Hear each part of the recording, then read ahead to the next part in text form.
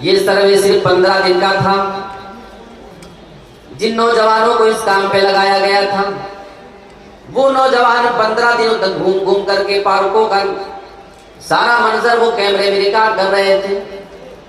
वो समंदर के किनारे और पहाड़ के किनारे और होटलों के तमाम चीजों का वो फोटो निकाल रहे थे, वीडियो बना रहे थे, तस्वीर ले रहे थे। 15 दिन के बाद वो नौजवान जो रिपोर्ट ला करके पेश करते हैं, वो वाकई ताज्जुब वाली बात है। तकरीबन 250 ऐसी मुसलमान लड़कियां उसमें पाई गई थी जो गैर मुस्लिमों के साथ किसी पार्क के अंदर घूमा करती हैं, किसी पार्क के अंदर उनके साथ बाहों में बाहें डाल करके वो फिरा करती हैं। कोई किसी के साथ पहाड़ी इलाके का सैर तफरी कर रही है, स्कूल जाने के बहाने कोई अपनी सहेली से मिलने जाने के बहाने किसी से समंदर के पास वो मिलने जा रही है। अस्सलामु अलैकुम वरहमतुल्लाहि वबरकातुहू।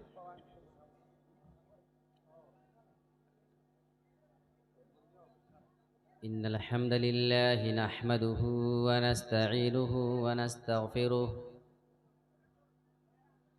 व नऊज़ु बिल्लाहि मिन शुरूरि अनफुसिना व मिन सय्यिआति अअमालिना। मन यहदिहिल्लाहु फला मुदिल्ल लह व मन युद्लिल्हु फला हादिय लह। وأشهد أن لا إله إلا الله وحده لا شريك له وأشهد أن محمدا عبده ورسوله. يا أيها الذين آمنوا اتقوا الله حق تقاته ولا تموتن إلا وأنتم مسلمون. يا أيها الناس اتقوا ربكم الذي خلقكم من نفس واحدة وخلق منها زوجها وبث منهما رجالا كثيرا ونساء. واتقوا الله الذي تساءلون به والأرحام إن الله كان عليكم رقيبا. يا أيها الذين آمنوا اتقوا الله وقولوا قولا سديدا يصلح لكم أعمالكم ويغفر لكم ذنوبكم ومن يطع الله ورسوله فقد فاز فوزا عظيما. أما بعد فإن خير الحديث كتاب الله وخير الهدي هدي محمد صلى الله عليه وسلم وشر الأمور محدثاتها وكل محدثة بدعة وكل بدعة ضلالة وكل ضلالة في النار. أعوذ بالله من الشيطان الرجيم. بسم الله الرحمن الرحيم. إن الذين كفروا وماتوا وهم كفار فلن يقبل من أحدهم ملء الأرض ذهبا ولو افتدى به.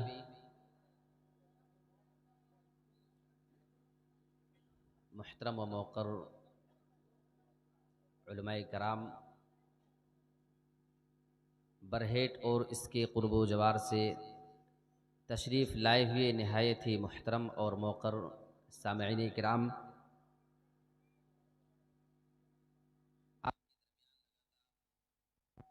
ये दूसरी बार शरीक होने का मौका मुझे मिल रहा है। हमारे अज़ीज़ दोस्त मोहसिन जावेद साहब के हुक्म से मैं आपके दरमियान दूसरी मरतबा हाज़िर हूँ। मैं उनका शुक्रगुज़ार हूँ। इसी तरीके से इस जामिया के खाजिन जनाब एजाज़ अंसारी साहब और इसी तरीके से इस मदरसे के सेक्रेटरी जनाब प्रोफेसर हाशिम अख्तर साहब और जामिया के सदर जनाब मुजीबुर रहमान साहब और हमारे और आपके हर दिल अज़ीज़ हमारे शेखुल हदीस जनाब अब्दुर्रहमान फैज़ी साहब, इसी तरीके से हमारे मोहतरम अली मुर्तज़ा फैज़ी साहब, मैं तमाम अहबाब का शुक्रगुज़ार हूँ कि आपने ये अज़ीमुश्शान इजलास कराने में बढ़ चढ़ कर के हिस्सा लिया और हत्तल मक़दूर इसको कामयाब करने की कोशिश की। कल की रात आप हज़रात ने मुख्तलिफ़ उलमा की ज़बान से मुख्तलिफ़ उन्वान पर आपने तकरीरों को सुना।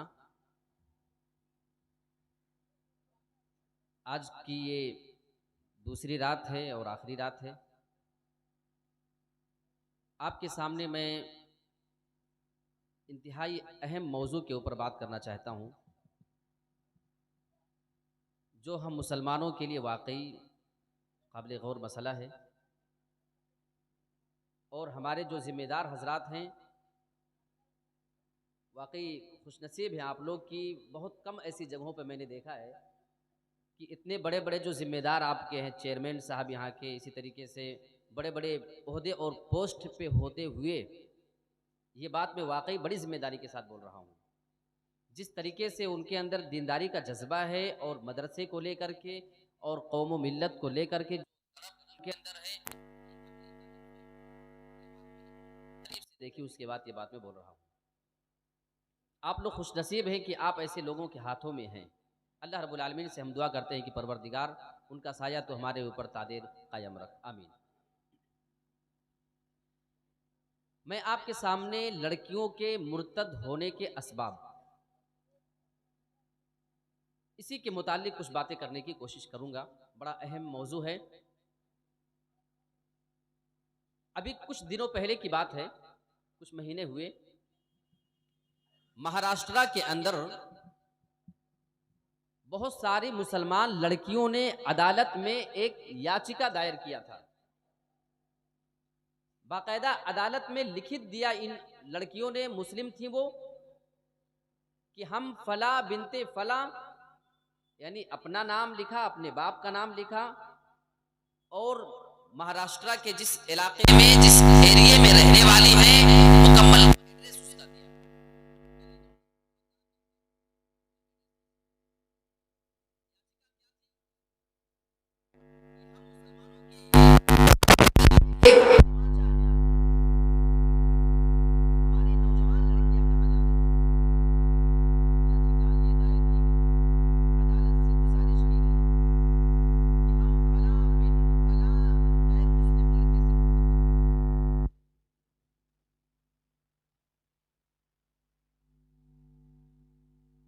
अलग है, हमारा धर्म अलग है, हम मुस्लिम हैं, वो गैर मुस्लिम हैं, हमारे घर वाले नहीं चाहते कि ये शादी हो, लिहाजा इस मामले में हम अदालत से मदद चाहते हैं और हम ये चाहती हैं कि अदालत हमारी मदद करे, हमारी शादी करने में हमारा ताउन किया जाए। तकरीबन 100 से ज्यादा लड़कियों ने बाकायदा याचिका दायर किया था। क्या ये मसला हम मुसलमानों के लिए लम्हे फिक्रिया नहीं है? क्या मुसलमानों के लिए वाकई ये संजीदगी के साथ बैठ करके सोचने का मकाम नहीं है? इस रिपोर्ट को जब मैंने देखा तो मैंने उस पर एक कमेंट किया था, मुझे अभी भी वो चीज याद है। मैंने उस पर लिखा था, जो रिपोर्ट मैंने देखी थी, आम तौर पे वो लड़कियां ऐसी थी जो किसी स्कूल में, कॉलेज में, किसी यूनिवर्सिटी में वो तालीम हासिल करने वाली थी। मिक्स एजुकेशन सिस्टम के अंदर उनकी तालीम होने, वो एक अहम किरदार होता है हमारी लड़कियों की बिगाड़ने, और इसी बिना पे जरूरत महसूस होती है आपके इस इदारे जैसे इदारों की जरूरत है, जहां पे हर साल सैकड़ों लड़कियां अल्लाह रब्बुल आलमीन का कलाम पढ़ती हैं, हमारे रसूल का फरमान पढ़ती हैं, अपने सीने में कुरान और हदीस बसाती हैं और जाकर के पूरी नस्लों को तब्दील करने का काम करती हैं। आप इसको हल्के में ना लें। मैं आपको एक रिपोर्ट देता हूँ, ये एक रिपोर्ट होगी, दूसरी रिपोर्ट बड़ी ताज्जुब वाली। ये रिपोर्ट है सन 2009 की, बात है पूना में। एक मस्जिद है मक्का मस्जिद, आप मालूम कर लें। वहां मक्का मस्जिद में एक मामला पेश आता है। वहां के इमाम साहब ने सन 2009 में एक सर्वे करवाया,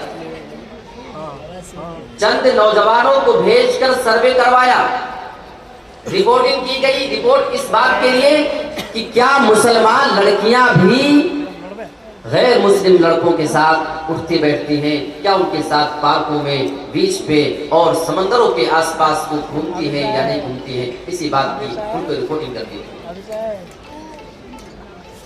ये सर्वे सिर्फ 15 दिन का था।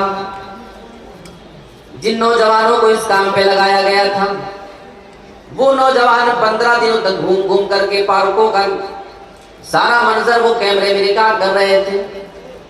वो समंदर के किनारे और पहाड़ के किनारे और होटलों के तमाम चीजों का वो फोटो निकाल रहे थे, वीडियो बना रहे थे, तस्वीर ले रहे थे। 15 दिन के बाद वो नौजवान जो रिपोर्ट ला करके पेश करते हैं वो वाकई ताज्जुब वाली बात है।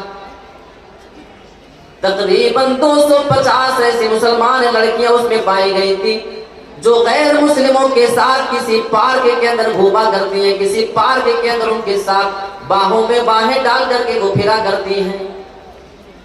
कोई किसी के साथ पहाड़ी इलाके का सैर तफरी कर रही है, स्कूल जाने के बहाने कोई अपनी सहेली से मिलने जाने के बहाने किसी से समंदर के पास वो मिलने जा रही है, कोई किसी के साथ होटल में खाते पीते मिली। मेरे प्यारे साथियों 250 ऐसी मुसलमान लड़कियां मिली, सिर्फ 15 दिन की रिपोर्ट थी। लिहाजा कमेटी वालों ने सारे मुसलमानों की आंखें खोलने के लिए एक प्लान कर लिया। जितनी भी तस्वीरें उनको मिली थी सारी तस्वीरों को उन्होंने एल्बम की शक्ल में निकाला और जुमा की नमाज के बाद उन सारी तस्वीरों को लोगों के दरमियान तकसीम करवा दिया गया। अब लोग तस्वीर देख रहे हैं, ये तो फला नमाजी साहब की लड़की है, ये तो फला हाजी साहब की लड़की है, ये तो उस बंदे की लड़की भी है जो हमारे दरमियान हमारे समाज में सबसे ज्यादा नेक माना जाता है, जिसकी कभी तहज्जुद की नमाज नहीं छूटा करती है। आज उसकी लड़की भी गैर मुस्लिम लड़के के साथ बाहों में बाहें डाल करके घूम रही है। मेरे प्यारे साथियों, इस वाकये के जरिए मैं आपको ये बताना चाहता हूं, अगर आप खुद नेक हैं, आप अपनी जवान लड़कियों के बारे में बेफिक्र न रहें, आप उनके बारे में मुतमईन न हो जाएं कि अगर हम नेक हैं तो हमारी लड़कियां भी सेफ हैं और उनके साथ किसी गलत तरीके का कोई मामला नहीं हो सकता है। ये वाकई ताज्जुब वाली रिपोर्ट है। 250 लड़कियां पकड़ी। अच्छा, इसमें जो मामला कुछ होते हैं ना, मुसलमानों की लापरवाही है। आप देखेंगे कभी कभी एक वाकया हमारे इलाके में पेश आया। एक मुस्लिम घराना है, वो अपनी लड़कियों को काम करने के लिए गैर मुस्लिमों के साथ लेबर मजदूरी के लिए भेजा करते थे। जैसे कुछ मिस्त्री मजदूर घर जो बनाते हैं ना, उनके साथ काम करने के लिए उसके पास भेजा करते थे। वहां पे कई गैर मुस्लिम लड़के और आदमी वहां पे काम करते थे। ये बंदा अपनी खूबसूरत नौजवान लड़की को, ये चश्मदीद गवाह हुई इस वाकये का, आंखों देखी बात बता, लड़की बड़ी खूबसूरत थी, थोड़ी गरीबी थी, लेकिन गरीबी का यह मतलब नहीं कि आप अपनी जवान बेटी को मैदान में उतार दें और उसकी रोजी रोटी से आप अपना घर चलाने की कोशिश करें। मेरे प्यारे साथियों, मुसलमान वो होता है जो पेट पे पत्थर बांधना तो दोबारा कर लेता है, लेकिन अपनी बहन बेटियों की इज्जत नीलाम होते हुए नहीं। कई महीने तक ये मामला चलता रहा। वो लोगों के साथ काम करते रही, बराबर उनके साथ काम कर रही है। आखिर धीरे धीरे एक नौजवान हुई भी काम करने वाला आदमी था, उससे उसको मोहब्बत हो जाती है। थोड़े दिनों के बाद ये लड़की उससे शादी की प्लानिंग भी कर लेती है और अपने घर बार को छोड़ करके, अपने माँ बाप को छोड़कर उसके साथ जा करके वो कोर्ट मैरिज कर लेती है, उससे शादी कर लिया करती है। और वो लड़का बिरादरी का हिंदू था और ये मुसलमान लड़की थी। अब इससे ज्यादा ताज्जुब वाली बात मैं आगे बताने जा रहा हूँ। ऐ मुसलमानों, वाकई हमारी गैरत कहाँ जा चुकी है, हमारी शरीयत हमें क्या हुक्म देती है और आज हमारा मिजाज क्या बन चुका है।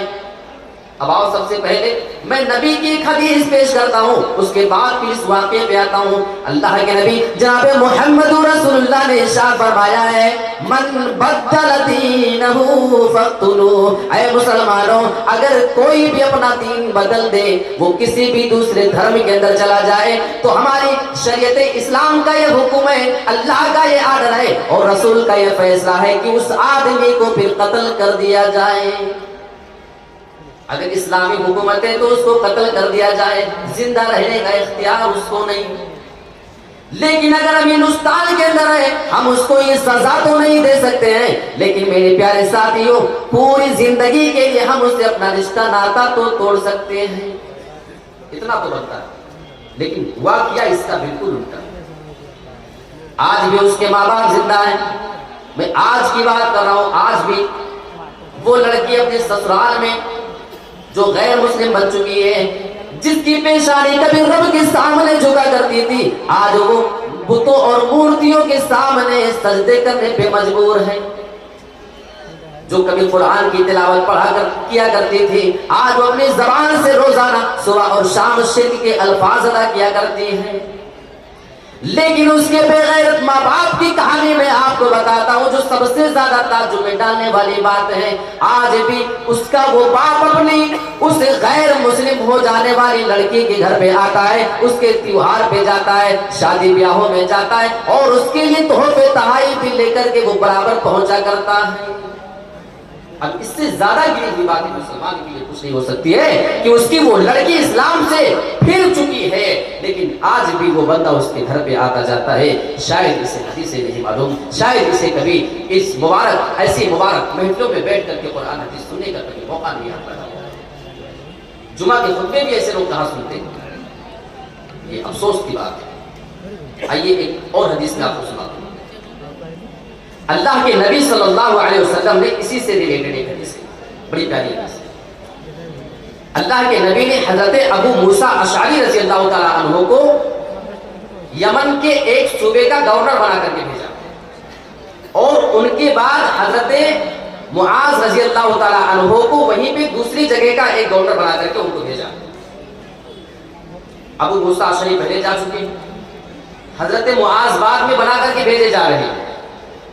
हजरत मुआज ने सोचा कि लाओ चलते चलते रास्ते में अबू मूसा अशअरी से मुलाकात करते चलता हूं, वो भी उसी ओहदे पे है, मैं भी उसी ओहदे पे हूं, जरा मुलाकात कर लिया जाए।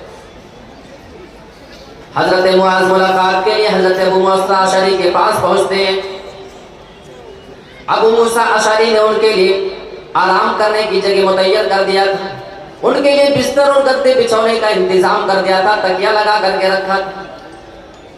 हजरत मुआज दूर का सफर करके आ रहे थे और उनके चेहरे से यह असर भी दिखाई दे रहा था, उनके कपड़े से नजर आ रहा था।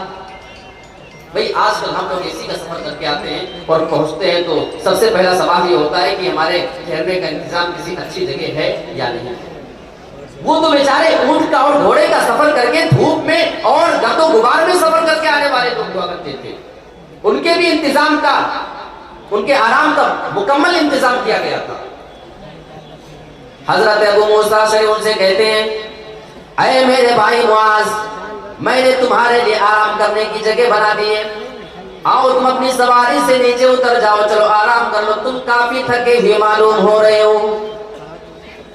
हजरत मुआज की नजर थोड़ी देर में एक आदमी पे पड़ती है जिसको वहां पे खंबे के साथ बांधा गया था। हजरत मुआज सवाल करते हैं, अरे अबू मूसा अशअरी, मैं बाद में अपनी सवारी से उतरूंगा, पहले आप मुझे ये जवाब दें कि ये कौन आदमी है जो इस तरीके से बांधा गया है, इसका जुर्म क्या है। हजरत अबू मूसा अशअरी बताते हैं, ये ऐसा आदमी है जो पहले यहूदी था, बाद में इस्लाम कबूल करता है, मुसलमान हो गया और फिर मुसलमान होने के बाद फिर से वो मुर्तद हो गया और फिर से वो यहूदी बन चुका है।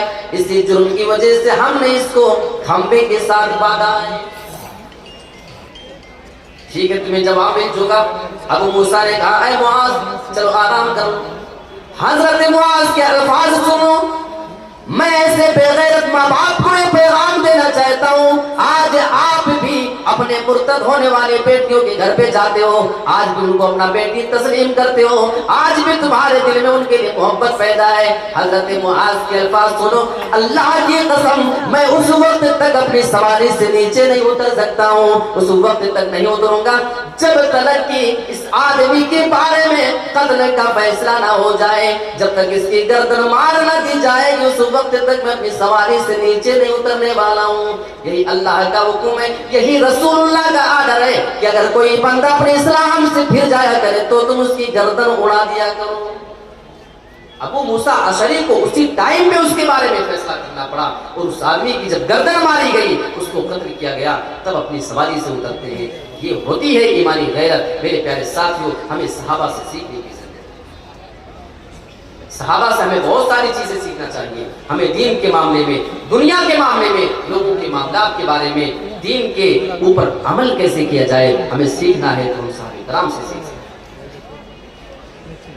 अच्छा, अब आइए मैं उस पहलू पे चलता हूं कि हमारी नौजवान लड़कियों के बिगड़ने के रीजन है क्या, असबाब क्या है भाई, क्यों हमारी लड़कियां इतनी बिगड़ रही हैं। आइए एक तरफ से तरतीबवार में आपके सामने बात करता हूं।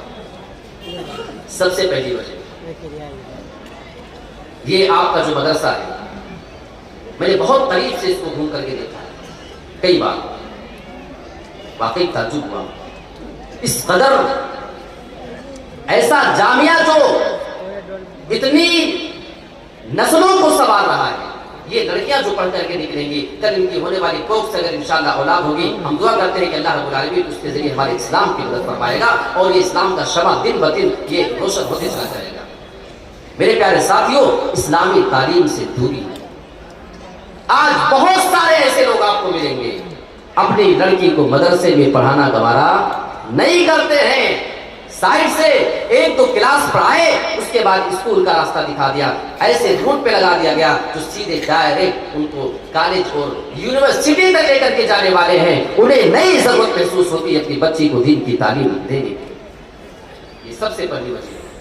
लड़कियों को इतना मालूम तो है कि मेरा नाम आयशा है, मेरा नाम उम्मे हबीबा है, हफ्सा है, उनको नाम तो पता है, नाम तो है, वो मौरिसी तौर पे मुसलमान तो हैं, लेकिन इस्लाम है क्या चीज, हकीकत में इसका उनको कोई आइडिया नहीं होता है। ईमान की वैल्यू क्या है, इसके बारे में उन्हें कुछ नहीं मालूम।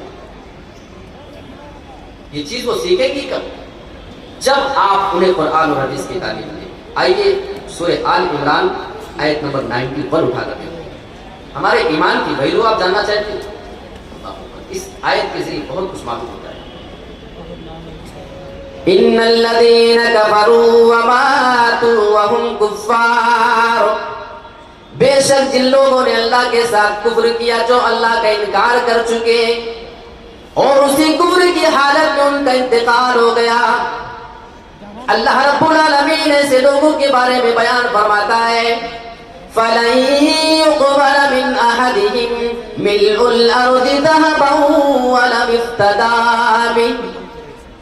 ऐसे काफिर जो कुफ्र की हालत में मर जाएं, उन्हें इस्लाम नसीब ना हो, अगर ये सारे लोग अल्लाह रब्बुल आलमीन के पास आए, पूरी जमीन के बराबर सोना खर्चा करना चाहें, पूरी जमीन के बराबर वो चांदी देना चाहें, हीरे जवाहरात देना चाहें, अल्लाह बयान फरमाता है फलन युक़बल, उनकी जानिब से ये तमाम पूरी जमीन के बराबर वो सोने को हरगिज़ कबूल नहीं किया जाएगा।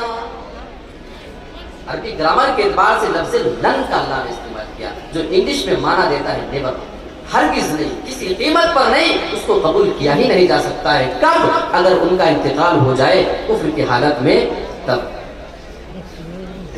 अब यहाँ इस कुरान की आयत से हमें सीखने को ये मिलता है, अगर कोई आपसे सवाल कर ले कि तुम्हारा ईमान कितना मजबूत है, तुम्हारे ईमान की वैल्यू क्या है, तुम्हारा ईमान कितना कीमती है, ऐ मेरी नौजवान नस्ल की औरतों, लड़कियों, गौर से सुनो, आप उनको जवाब दे देना, हमारा ईमान पूरी दुनिया के सोने चांदी से भी ज्यादा कीमती है, पूरी दुनिया के हीरे जवाहरात से भी ज्यादा कीमती चीज अल्लाह रब्बुल आलमीन ने हमें दिया है।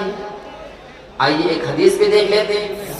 कल क़यामत के दिन अल्लाह रब्बुल आलमीन एक बंदे को लाएगा और अल्लाह रब्बुल आलमीन उससे फरमाएगा, अरे मेरे बंदे ये बता, अगर तेरे पास पूरी जमीन के बराबर सोना हो जाए और उन तमाम सोनों को अल्लाह के रास्ते में खर्चा करके अगर तुझे अपने आप को जहन्नम से बचाना हो, तो क्या तू वो तमाम अल्लाह के रास्ते में सोने खर्चा करेगा या नहीं? कहेगा मेरे रब, अगर मेरे पास पूरी जमीन के बराबर भी सोना आ जाए, पूरी जमीन के बराबर मेरे पास सोना हो जाए और अगर मैं उसको खर्चा करके अपने आप को जहन्नम से बचा सकता हूं, तो ऐ मेरे रब, मैं जरूर खर्चा करना चाहूंगा, मैं अपने आप को उस जहन्नम से जरूर बचाना चाहूंगा। जहन्नम क्या चीज है? अभी शेख नूरुद्दीन साहिब की ज़बानी आपने मंजर सुना। मैं उस चीज की तरफ तो नहीं जाना चाहता हूं, लेकिन हाँ एक हदीस आपके सामने मैं जरूर रखना चाहूंगा। अच्छा ये बताओ, किसी ने आज तक कब्र में मुर्दे को जो अजाब होता है उसकी आवाज किसी ने सुनी है? कोई भी नहीं सुना है। क्यों किसी ने नहीं सुना है? वजह क्या है? आइए हदीस देख लेते हैं। अल्लाह के नबी जनाब मोहम्मद रसूलुल्लाह इरशाद फरमाते हैं, लौला अल्लाह तदाफनु लदअउतुल्लाह अन युस्मिअकुम मिन अज़ाबिल क़ब्र। ऐ लोगों, अगर मुझे ये डर नहीं होता कि तुम अपने मुर्दों को कब्रों के अंदर दफनाना बंद कर दोगे, तुम अपने मुर्दों को आज के बाद से कभी कब्र के अंदर दफन नहीं करोगे, लदअउतुल्लाह अन युस्मिअकुम मिन अज़ाबिल क़ब्र, मैं अल्लाह रब्बुल आलमीन से दुआ कर देता, मैं अल्लाह से दुआ कर देता कि अल्लाह रब्बुल आलमीन भी तुम्हें कब्र के अज़ाब को सुना दे। और सारे अज़ाब नहीं, बल्कि यहाँ पर भी ग्रामर मालूम करें, बड़े बड़े उलमा की टीम मौजूद है। अल्लाह के नबी ने बयान फरमाया, मिन अज़ाबिल क़ब्र, कब्र के तुम्हें बाज़ अज़ाब अल्लाह सुना देता, थोड़े से अज़ाब को सुना देता। और ऐसे ही लफ्ज़ में अल्लाह रब्बुल आलमीन कुरान मजीद के अंदर भी इसी का इस्तेमाल करते हुए फरमाता है, लन तनालुल बिर्रा हत्ता तुनफिकू मिम्मा तुहिब्बून। ऐ लोगों, तुम हरगिज़ नेकी को नहीं पहुंच सकते हो जब तक कि तुम अल्लाह के रास्ते में उस चीज को खर्चा ना कर दो, मिम्मा तुहिब्बून, जो चीज तुम्हें ज्यादा महबूब है। कुछ लोग इसका मतलब समझते हैं कि उन्हें अल्लाह के रास्ते में अपनी तमाम महबूब चीज खर्चा करना है, सारी चीज नहीं करना है। मिन, लफ्ज़े मिन का मतलब है महबूब और पसंदीदा चीजों में से बाज़ चीज अगर खर्चा कर दोगे तो तुम नेकी को पा सकते हो। मेरे प्यारे साथियों, जैसे कुरान में मिन तबईज़ के लिए है, बाज़ चीज को बताने के लिए, ऐसे इस हदीस के अंदर भी नबी ने उसी लफ्ज़ का इस्तेमाल किया। अच्छा क्या सुना दे अल्लाह? कब्र की थोड़े से अज़ाब अगर सुना दे तो क्या नहीं करोगे? ला तदाफनु, तुम कभी भी अपने मुर्दे को कब्र में दफनाओगे ही नहीं। ये सिर्फ सुनने की बात हो रही मेरे भाई, देखना बहुत दूर की बात है। अच्छा ये बताओ, किसी को सजा मिल रही हो, एक होता है हम उसकी आवाज को सुने वो चीख रहा है, और एक होता है हम उसको सजा होते हुए सामने से देखें। आपसे मैं जवाब चाहूंगा, ज्यादा भयानक आपको कौन सी चीज नजर आएगी? सुनी हुई आवाज या वो मंजर जो आप देख रहे हैं? बताओ, यहाँ पीछे किसी को, दीवार के पीछे किसी को मारा जा रहा हो, वो चीख रहा हो, हमारे सामने सिर्फ आवाज आए, और एक बंदे को हमारे सामने ही वो सजा दी जा रही है, हम उसको देख रहे हैं। कौन सी ज्यादा खतरनाक है बोलो? सुनी हुई या देखी हुई? देखी हुई। अल्लाह के नबी ने देखने का तज़किरा ही नहीं किया है। कब्र के अज़ाब को देखना तो बहुत दूर की बात है, इसके बारे में तो तसव्वुर ही मत करना। अगर सुन लो, ला तदाफनु, तुम कभी भी अपने मुर्दे को दफन नहीं करोगे। मेरे प्यारे साथियों, हाँ मैं कहना चाह रहा हूँ कि जो लोग इस्लाम से मुर्तद होकर कुफ्र की हालत में मरते हैं, उन्हें कब्र के अज़ाब को भी झेलना पड़ता है। लिहाजा जरूरत अपने ईमान को पहचानने की है, उसकी वैल्यू को जानने की। तो सबसे पहली वजह होगी। दूसरे नंबर पे जो चीज मैं रख रहा हूँ काफी इंपॉर्टेंट है, मखलूत तालीम, मिक्स एजुकेशन सिस्टम। ये क्या होता है? आज हमारी लड़कियां हैं, वो लड़कों के साथ एक क्लासरूम में बैठ करके हासिल कर रही है कि नहीं कर रही है? एक क्लासरूम तो छोड़े साहब, एक ही बेंच पर, एक ही टेबल पर हमारी मुसलमान लड़की गैर मुस्लिम लड़के के साथ भी बैठ करके इल्म हासिल कर रहे हैं। यकीन ना हो तो जाकर बड़े बड़े शहरों का मुआयना कर लें, या कुछ लोग अगर पढ़े हो वहां से तो आप उनसे हालात मालूम कर सकते हैं। कौन सी शरीयत हमें इसकी इजाजत है? आप कहेंगे क्यों हमारी लड़कियां तरक्की ना करें? भाई हम कब तरक्की की मुखालिफ हैं? आप इंतजाम क्यों नहीं करते? आप इंतजाम करें, दर्स कॉलेज खोलें, शौक से पढ़ाएं। लड़कियों को जरूरत है। जब हम किसी डिपार्टमेंट में जाते हैं तो हमें जरूरत महसूस होती है कि हमारी मुसलमान लड़की भी कोई डॉक्टर होना चाहिए। जब हमें अपने घर में कोई केस मिलता है हर मामले में जरूरत है, लेकिन शर्त यह है कि उसूल के तहत होना चाहिए। अच्छा, एक नुकसान मैं आपको बताऊं, ये मिक्स एजुकेशन सिस्टम जो होता है, ये मखलूत तालीमी निजाम का नुकसान क्या होता है बताऊं आपको। जब हमारी कोई मुस्लिम लड़की बराबर रेगुलर गैर मुस्लिमों के कल्चर में, उनके समाज में, उनकी सोसाइटी में रहती है, सुबह दोपहर शाम उसी में होता है, तो इंसान जिस माहौल में रहता है धीरे धीरे उसका आदी हो जाता है। वो उनके ईद पर, उनके बकरीद पे उनको मुबारकबादी देते हैं, वो इनके यहाँ खाने आते हैं, वो इनके ईद की सवैया खाती हैं, तो वो उनके दिवाली का प्रसाद खाया करते हैं, उसकी मिठाई खाया करते हैं। ये इनको ईद मुबारक बोलते हैं तो वो उनको हैप्पी दिवाली बोला करती है ना? ये सब चल रहा है। उनके जितने भी शिरकिया त्योहार हैं तमाम पे बधाई देना कि हम मुसलमान लड़कियों, हमारे मुसलमान लड़कियों की ये पहचान बन चुकी है, क्योंकि रहते रहते इंसान उसी कल्चर का आदी हो जाता है। और जब इंसान बहुत दिनों तक उसमें घुल मिल जाता है ना, तो ये बात मुझे आप कहने दीजिए कि वो इस्लाम को और गैर इस्लाम को एक ही खाने में ला करके डाल दिया करती है। वो उसी नजर से इस्लाम को भी देखती है, उसी नजर से वो गैर इस्लाम को, दूसरे धर्म को भी देखने की कोशिश किया करती है। और इसका नुकसान, एक चीज में आपको एक वाकया देकर आपके सामने रख करके बता रहा हूं। ये वाकया गुजरात का है। वहां पे एक जगह वापी है, वहां पे एक लड़की थी, वो किसी स्कूल कॉलेज में पढ़ती थी। एक लड़का एक बार उसके घर पे आया, उसी का हम उम्र लड़का है, और उसकी माँ के पास आया और पूछता है कि आंटी आपकी बच्ची कहाँ है, आपकी लड़की से हमें मुलाकात करनी है। तो माँ मुकम्मल नमाजी, मैं जानता हूँ, उसके बाप को जानता हूँ, मैं उसकी माँ को जानता हूँ, मैं गवाह हूँ इस मामले में। बड़े नेक बाप की आप शरई उसका हुलिया देखेंगे तो आप कहेंगे कितना बड़ा मुत्तकी होगा, और वाकई है, वो नमाजी है, पाबंद है, रोजे का पाबंद है वो बंदा, माँ भी वैसी। लेकिन गलती कहाँ हो रही है? वो लड़का आकर के जब सवाल कर रहा है कि आपकी बेटी से हमें मुलाकात करना है, मैं आपकी बच्ची के स्कूल का स्टूडेंट हूं, उसके साथ में पढ़ता हूं, उसका क्लासमेट हूं, वहां पे इस माँ को इतराज होना चाहिए था। तुम हमारे बच्चे के स्कूल और कॉलेज में पढ़ा करते हो, शायद तुम्हारे कुछ मामला होते होंगे, कोई तुम्हारी जरूरत पड़ सकती है, उसको स्कूल में तुम पूरा कर सकते हो। तुम्हारी मजाल कैसे हुई कि तुम एक मुसलमान घराने में उसकी माँ के सामने आकर के उसकी बेटी से पूछ रहे हो कि तुम्हारी बेटी कहाँ है? तुम्हारी मजाल कैसे हुई? सवाल उस माँ को ये करना चाहिए था, लेकिन अल्लाह की कसम उस औरत ने ऐसा कोई सवाल नहीं किया, बल्कि बड़ी आसानी के साथ उस बेटे को बता देती है, उस नौजवान लड़के को जो उसी की उम्र का है उसको बताती है कि बेटे, हमारी बेटी अंदर के बेडरूम में मौजूद है। वो लोग हाल में बैठे हुए थे और वो नौजवान लड़का उस लड़की के पास जाता है। थोड़ी देर के बाद जो उसको जरूरत थी वहां से वो फिर वापस होकर के निकल जाता है। मेरे प्यारे साथियों, आज हमारी गैरत को क्या हो गया है? आज हम अपनी नौजवान बहन बेटियों के बेडरूम में भी एक अजनबी को भेजते हुए जरा बराबर हिचकिचाहट महसूस नहीं कर पा रहे हैं। और हमारी नौजवान लड़कियां अगर किसी के पास बैठेंगी तो उनसे बातचीत भी तो होगी, व्हाट्सएप नंबर होगा, मैसेंजर पे बात होती है, टेलीग्राम है, इंस्टाग्राम है, बहुत सारे आजकल ऐसे प्लेटफॉर्म है जहां से मुझे मिलने का चांस है। बाप माने या ना माने। अच्छा, आप ये बताएं, आपकी मुस्लिम लड़की जब कहीं जाती होगी तो अपने आसपास उठने वाले गैर मुस्लिम लड़के से या मुस्लिम लड़के से किस अंदाज में बात करती होगी? इतना तो पता ही होगा। किस तरीके से नरमो नाजुक लहजे में बात की जाती है, क्या ये कोई बताने की बात है आपको? ये तो आपको अच्छे से आइडिया है। हमारी शरीयत इसके बारे में क्या कहती है?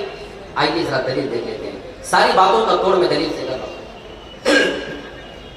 अल्लाह रब्बुल आलमीन ने कुरान मजीद के अंदर नबी की बीवियों को मुखातब किया, बड़ी बेहतरीन आयत है। या निसान नबी लस्तुन्ना का अहदिम मिनन निसा इन इत्तक़ैतुन्ना फला तख़ज़अन बिल क़ौल फयतमअल्लज़ी फी क़ल्बी मरज़।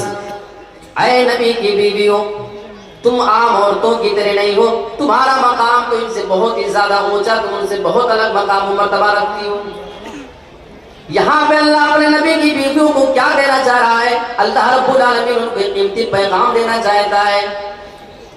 इनित्तक़ैतुन्ना, ऐ मेरी नबी की बीवियों, अगर तुम्हारे अंदर अल्लाह का डर है, अगर तुम्हारे अंदर अल्लाह का खौफ है, अगर तुम अल्लाह से डरने वाली हो, तो क्या करना चाहिए और क्या नहीं करना चाहिए? फला तख़ज़अन बिल क़ौल, तो तुम अपनी आवाज के अंदर कभी भी लचक पैदा नहीं करना, अपनी आवाज में तुम कभी नरमी पैदा नहीं करना। क्या हो सकता है? आगे अल्लाह इसका नुकसान बता रहा है। फयतमअल्लज़ी फी क़ल्बिही मरज़, अगर तुम नरम अंदाज में किसी से भी बातें करोगी, किसी से अपने इस अंदाज में बात करोगी, सामने वाला बंदा अगर तुम्हारे बारे में ऐसी बातों को सुनेगा, अगर वो दिल का बीमार आदमी है, उसके दिल में कोई खोट भी तो पैदा हो सकती है, हो सकता है वो तुम्हारे बारे में कोई गलत ख्याल भी पाल सकता है। अब मैं आपसे सीधा सीधा सवाल कर लेता हूं, अल्लाह रब्बुल आलमीन ये आर्डर किनको कर रहा है? अल्लाह यहाँ पे नबी की बीवियों को हुक्म फरमा रहा है। अब दूसरा सवाल आपसे मैं करता हूं, नबी की बीवियों को किनके सामने ज्यादा बातें करना पड़ती थी? आपका जवाब होगा कि नबी के सहाबा से वो बातें किया करती थी, नबी के सहाबा के सामने उनको ज्यादा बोलना पड़ता था। अच्छा, नबी के सहाबा को छोड़ दे, उसके बाद था भाई। और इन दोनों जमाने के बारे में अल्लाह के नबी ने फरमाया कि सबसे बेहतरीन मेरा जमाना है, इसके बाद फिर वो बेहतरीन जमाना होगा जो उसके बाद होगा। ये बेहतरीन जमाने की बात चल रही है। और वो सहाबा, उनके दिल में भी कोई खोट पैदा हो सकता है अगर वो नबी की बीवियों की नरमो नाजुक और लचीले दार आवाज को उनके सुने।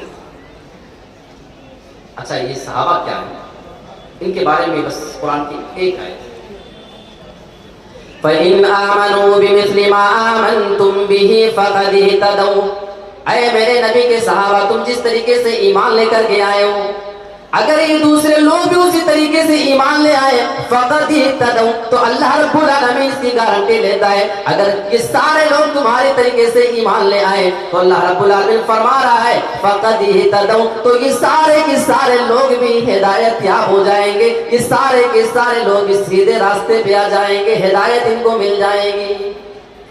यहाँ पे अल्लाह ताला ने नबी के सहाबा के ईमान को मेयार करार दिया है, कसौटी करार दिया है। अल्लाह रब्बुल आलमीन ने उसको पैमाना करार दे दिया है। मेरे प्यारे साथियों, ये नबी के सहाबा का ईमान है। आप नबी के सहाबा के ईमान को समझ चुके हो तो आप जरा सुनो। फयतमअल्लज़ी फी क़ल्बी मरज़, ऐ नबी की बीवियों, है मेरे नबी के सहाबा बहुत ज्यादा थे। ये सारी बातें अपनी जगह है, लेकिन अगर उनके सामने भी तुम नरम अंदाज में बातें करोगी तो हो सकता है इंसान होने की हैसियत से कुल्लु बनी आदम खत्ताउन, हर इंसान तो खताकार है, हर इंसान गुनहगार है। इस इंसान होने की वजह से, बशर होने की वजह से नबी के सहाबा के दिल में भी तुम्हारे बारे में कोई ख्याल आ सकता है। लिहाजा फला तख़ज़अन बिल क़ौल, तुम अपनी आवाज के अंदर लचक पैदा नहीं कर सकती हो। अगर नबी की बीवियों को इजाजत नहीं सहाबा के सामने वैसी बात करे, तो हमारी ये नौजवान लड़कियां 15, 18, 20 साल की और उनके हॉस्टल में रहने वाले, उनके बेंच पर बैठने वाले लड़कों say excuse me, help me please, क्या आप मेरी मदद कर सकते हैं? क्या मैं आपके पास आ सकती हूँ? क्या आप हमारी मदद कर सकते हो? ये जुमले बोलने की इजाजत इनको किसने दिया? बस इसी का जवाब मुझे आपसे चाहिए। और अगर ये चीज जायज नहीं है तो रब्बे काबा की कसम हमें इस पहलू पे गौर करने की जरूरत है। आप कहेंगे क्यों, इसका नुकसान क्या हो सकता है, क्या हरज है? लोग यही सवाल करते हैं, प्रॉब्लम क्या है इसमें मौलाना? अगर ऐसा हम करें, हमारी बच्ची किसी के साथ उठे बैठे, जमाना है, जमाने के हिसाब से चलना पड़ता है, फर्क क्या पड़ेगा? आइए एक हदीस देखें। मैं अपनी जानिब से नहीं बोलूँ, आप इल्जाम मेरे ऊपर नहीं रह सकते। बस एक हदीस दे देते हैं, अय्युम इम्राअतिन इज़ा इस्तअतरत फमर्रत बिल मजलिस फहिय कज़ा व कज़ा यानी ज़ानिया। अल्लाह के नबी जनाब मोहम्मद रसूलुल्लाह ने इरशाद फरमाया है, अगर कोई भी औरत खुशबू हासिल कर ले, खुशबू लगाना अलग, खुशबू हासिल करना दूसरी बात। एक होता है हम इत्र निकाल के लगाएं, ये है खुशबू लगाना। एक होता है क्रीम पाउडर, कोई ऐसी चीज लगाओ उससे खुशबू मिल जाए, हासिल हो गई, लगाया नहीं अलग से वो परफ्यूम वो इत्र का इस्तेमाल नहीं, बस ऐसे खुशबू हासिल हो जाए। अय्युम इम्राअतिन इज़ा इस्तअतरत, खुशबू हासिल कर ले, हासिल हो जाए। उसके बाद क्या हो, फमर्रत बिल मजलिस, अगर वो खुशबू हासिल करने के बाद मर्दों की मजलिस से सिर्फ गुजर जाए, किसी को देखे नहीं, किसी से बात ना करे, वो किसी मजलिस में बैठे नहीं, चली जाए गुजर जाए, अल्लाह के नबी बयान फरमाते हैं फहिया कज़ा व कज़ा, नबी की नजर में वो औरत वो ऐसी है, यानी ज़ानियतन, यानी वो औरत ज़ानिया है, वो औरत बदकिरदार है, वो औरत हमारी नबी की नजर में बदचलन है, ज़ानिया है, वो बदकार औरत है। अगर खुशबू हासिल करने के बाद निकलने वाली औरत नबी की नजर में ये मकाम रखती है, तो मेरे प्यारे साथियों अब आपको जवाब मिल चुका होगा। अगर हमारी 15-15, 20-20, 22 साल की बच्ची किसी दूसरे के पास बैठ करके एक टेबल पे अगर वो इल्म हासिल करे, जिसके दीन का कोई पता नहीं, वो बंदा कैसा है, वो किरदार में कैसा है, फिर आप हमें ईमानदारी के साथ बताना आपकी बेटी का उससे बात करना कैसा है, आपकी बेटी का उसके बगल में बैठना कैसा है। कुरान की एक आयत मुझे याद आती है, इब्लीस ने अपने वादे को पूरा किया। हाँ, मुझे कहने दीजिए आप, फर्क सिर्फ इतनी बात का है कि इब्लीस ने अपने वादे को सच्चा करके दिखाया। आइए सूरत हिज्र उठा कर देखिए, 5 आयतें। इब्लीस ने अल्लाह से मोहलत मांगी थी, क़ाल रब्बि फ़अंज़िरनी इला यौमि युबअसून। इब्लीस ने कहा है मेरे रब तू मुझे मोहलत दे दे, इला यौमि युबअसून, तू मुझे क़यामत तक के लिए मोहलत दे दे। क़ाल फ़इन्नका मिनल मुनज़रीन। अल्लाह बयान फरमाता है जैसे इब्लीस ने रब से मोहलत मांगी, अल्लाह कहता है जा मैंने तुझे मोहलत दे दिया, इला यौमिल वक्तिल मालूम। ऐ इब्लीस जा मैं तुझे कयामत तक के लिए मोहलत देता हूँ, तेरी मर्जी जो काम तू करना चाहे कर लेना, मैंने तुझे कयामत तक के लिए मोहलत दे दिया है। अब आगे के अल्फाज देखिए, क़ाल रब्बि बिमा अग़वैतनी, ऐ मेरे रब तूने मुझे गुमराह किया है, ये जो आज मैं सीधे रास्ते से भटक चुका हूँ, आज जो मैं जन्नत से निकाला जा रहा हूँ, मैं हमेशा के लिए जहन्नमी बन चुका हूँ। बिमा अग़वैतनी, इसकी वजह यह है कि तूने मुझे गुमराह कर दिया है। अल्लाह की कसम हमारे रब पे कि इब्लीस इतनी बड़ी tuhमत लगा के आया है, रब को कितना नाराज किया होगा इस मरदूद ने। कहता अल्लाह तूने मुझे गुमराह किया। मरदूद गुमराह खुद हो रहा है, इल्जाम हमारे रब पे डाल रहा है। और हम बेचारे मुसलमान, हम उस इब्लीस की बातों में आते हैं, हम उसके उस चेले चपेटों की चपारों की बातों में आते हैं जो हमारे रब को गालियां देकर दिया। ये गाली नहीं गौर किया है अल्लाह तूने मुझे गुमराह किया। क्या हमारा ईमान गुमराह करता है? सोच के जरा बताना कि हम उस इब्लीस की बात को, इस इब्लीस की बात को अगर हम मानते हैं तो क्या हमारा दिल गवारा करता है इस चीज के लिए? उसने कहा क्या था वो चीज देख लेते हैं। लउज़य्यिनन्ना लहुम फिल अर्ज़, ऐ मेरे रब जब मैं जमीन के अंदर जाऊंगा मैं तेरे बंदों के लिए गुनाहों को मुज़य्यन कर दूंगा, मैं तेरे बंदों के लिए गुनाहों को बना सवार करके पेश कर दूंगा। इब्लीस ने गुनाहों को बनाया है, संवार दिया। हमारी लड़की का उस लड़के के बगल में बैठना हराम है, लेकिन इब्लीस ने उसको हमारी नजर में इतना बेहतरीन बना दिया है कि हमें उसमें कोई हरज नजर नहीं आता है। और लोग ये कह के उस बात को ठुकरा दिया करते हैं कि ये तो मौलवी लोगों की अपनी बातें हैं।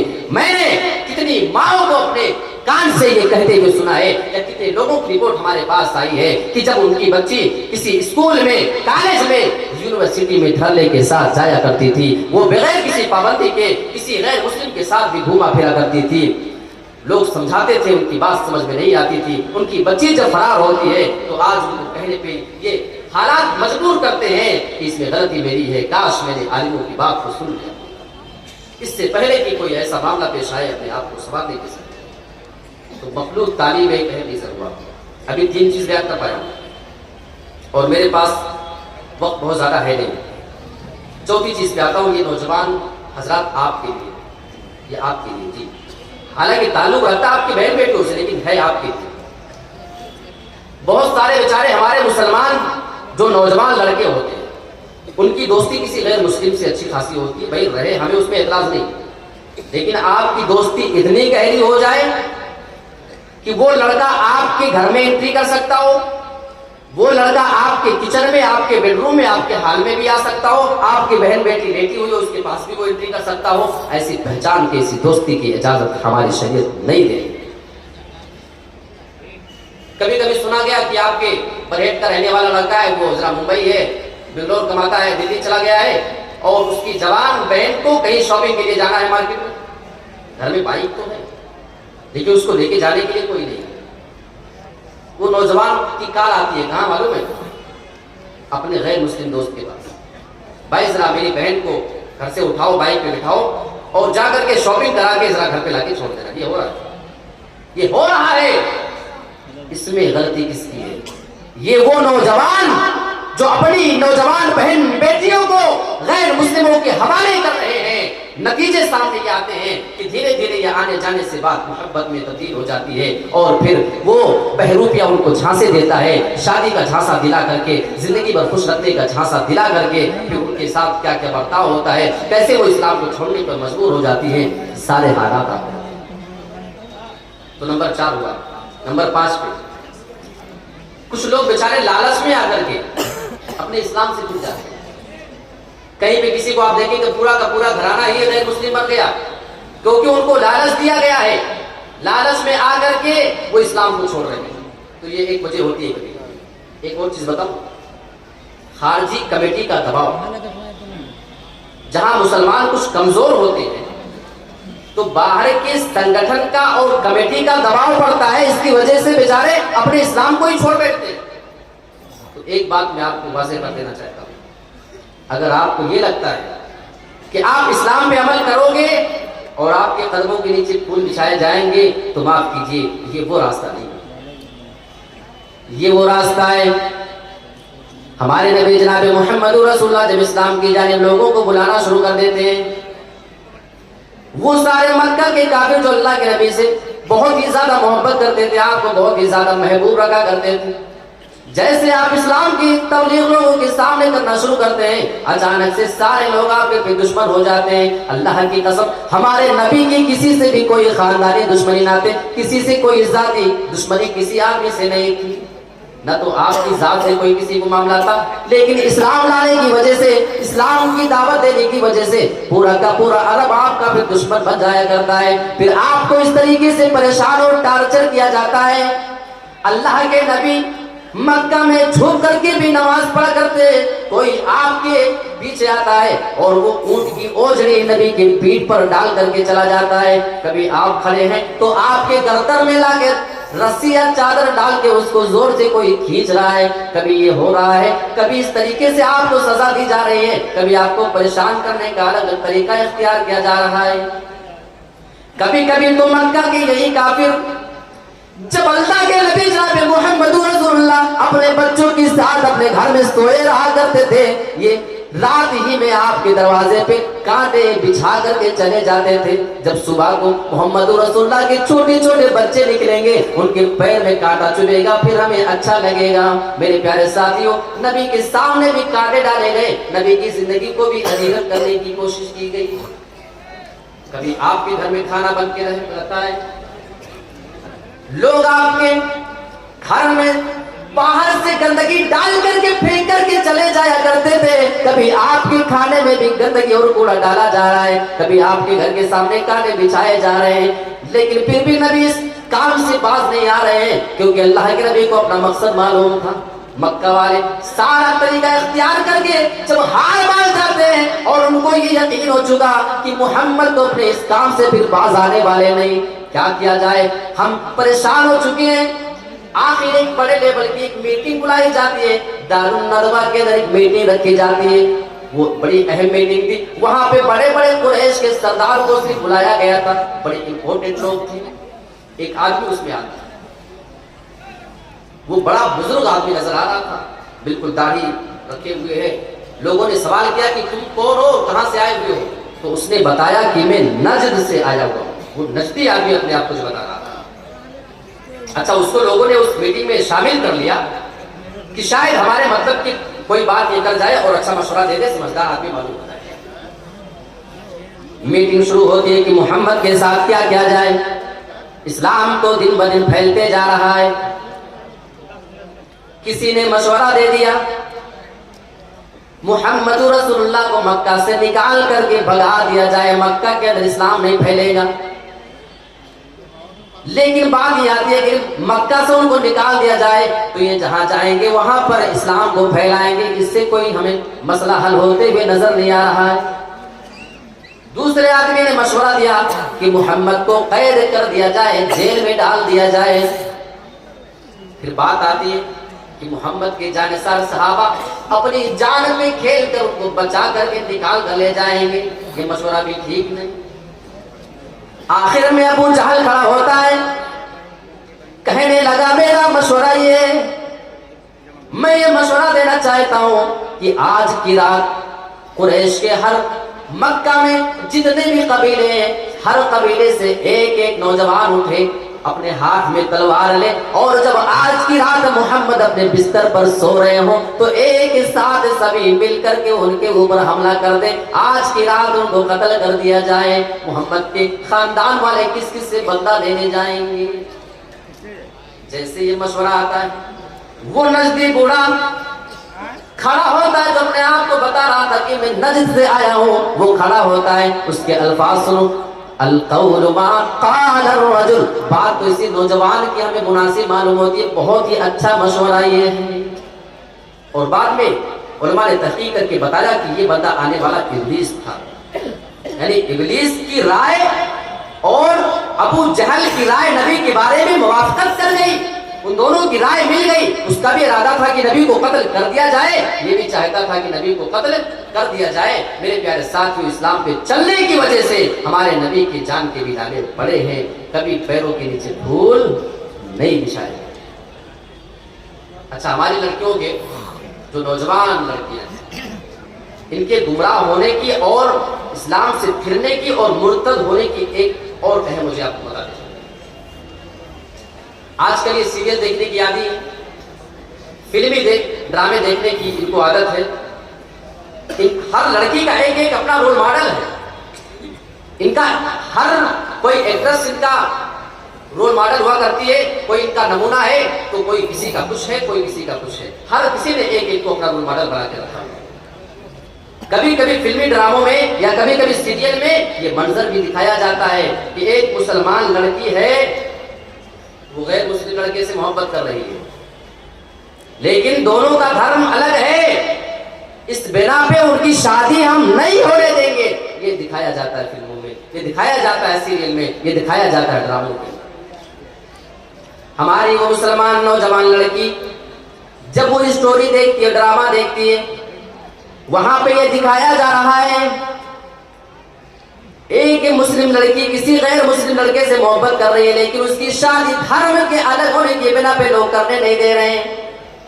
लेकिन वो स्टोरी इस तरीके से क्रिएट की जाती है, उसको ऐसा बना करके दिखाया जाता है कि ये लड़की इसको देख रही है, एक दो घंटे उसको देखने के बाद फिर इसकी आंखों से भी आंसू आ रहे हैं, दिल इसका कह रहा है कि इस लड़की की शादी उसी लड़के से हो जानी चाहिए जिससे ये फिर मोहब्बत करती है। यानी वो दिल के अंदर ये इकरार कर चुकी है कि मेरे प्यारे साथियों, धर्म में बीच में फिर किसी की मोहब्बत में रोड़ा नहीं डालना चाहिए। धर्म अलग होने की वजह से किसी को उसकी मोहब्बत ना मिले, ये इंसाफ की बात नहीं। ये अंदर से बोल रही है।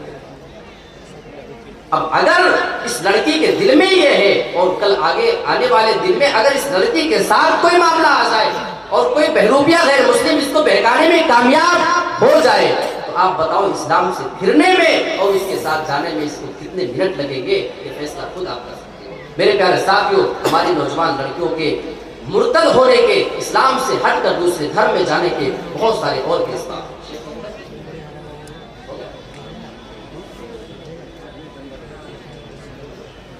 अच्छा, एक और है चीज बताऊं आपको।